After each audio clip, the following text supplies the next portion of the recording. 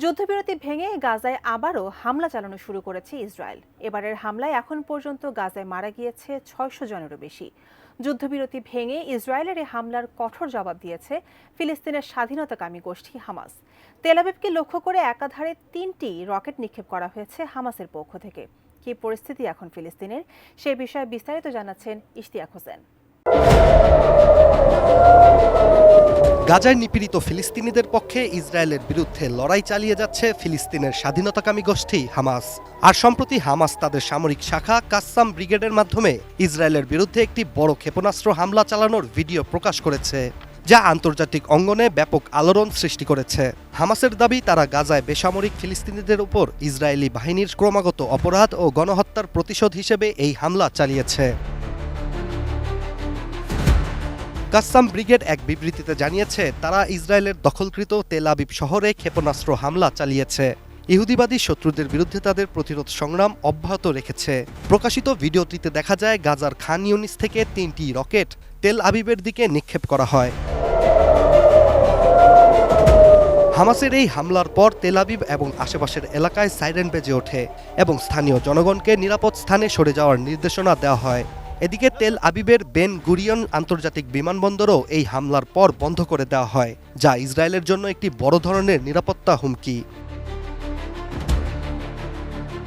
ইসরায়েলের স্থানীয় চ্যানেল 12 টিভির একজন প্রতিবেদক নিশ্চিত করেছেন যে ইন্টারসেপ্টর ক্ষেপণাস্ত্রের ছিন্নভিন্ন অংশ তেল আবিবের দক্ষিণে অবস্থিত রিশন লেৎসিয়ন শহরে আঘাত করেছে, যার ফলে আরও বেশি নিরাপত্তা উদ্বেগ তৈরি হয়েছে।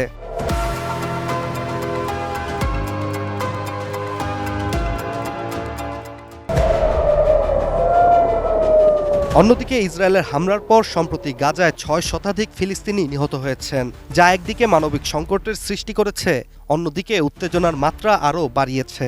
একতরফাভাবে যুদ্ধবিরতি থেকে বেরিয়ে আসার ঘটনা আন্তর্জাতিক সম্প্রদায়ের জন্য নতুন করে বিতর্ক ও উদ্বেগের বিষয় হয়ে দাঁড়িয়েছে।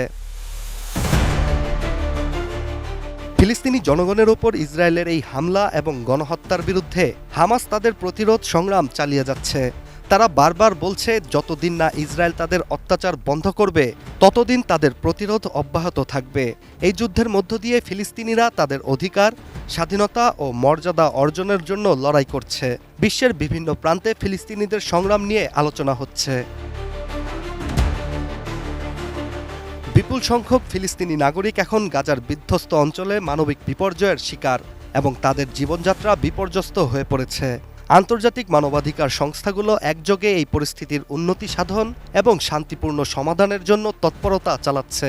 তবে হামাসের বক্তব্যে স্পষ্ট, যতদিন পর্যন্ত ইসরায়েল তাদের অত্যাচার বন্ধ না করবে ততদিন পর্যন্ত ফিলিস্তিনের স্বাধীনতার সংগ্রাম চালিয়ে যাবে Hamas. Ishtiaq Hossain, ATN news.